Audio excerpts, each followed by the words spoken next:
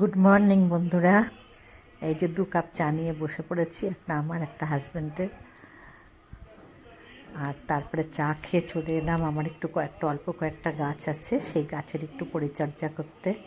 দেখো এই মানি প্ল্যান্টটা কি সুন্দরভাবে উঠছে, আমার খুব ভাল লাগে এই মানি প্ল্যান্ট গাছটাকে। যেহেতু আমাদের জায়গা কম, খুব বেশি গাছ আমার নেই, যে কটা আছে তোমাদের সঙ্গে দেখাচ্ছি। এতদিন তো আমি দেখাইনি। এই দেখো অল্প কয়েকটাই গাছ আছে।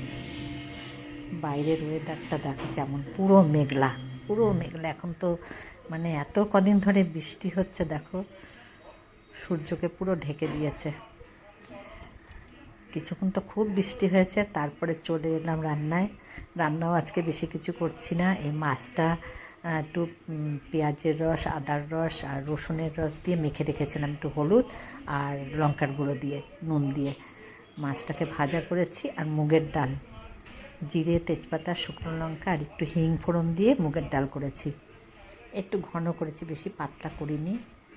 আর করছি পটল আলু ভাজা।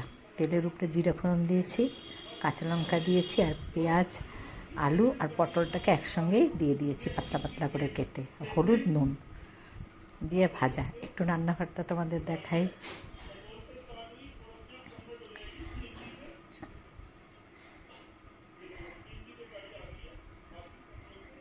এই আমার রান্নাঘর। কেমন লাগলো তোমরা কিন্তু কমেন্টে অবশ্যই জানাবে। আমি কয়েকদিন ধরে বেশি করতে পারছি না কিছু ভিডিও, আজকে করলাম। নানান রকম কাজে এত ব্যস্ত থাকি যে ভিডিও করা আমার হচ্ছে না। তোমাদের আজকের ভিডিওটা তোমাদের ভালো লাগলে অবশ্যই কমেন্ট করে আমাকে জানিও। আর যারা নতুন বন্ধু আমার ভিডিও দেখছো, তারা অবশ্যই সাবস্ক্রাইব করে নেবে।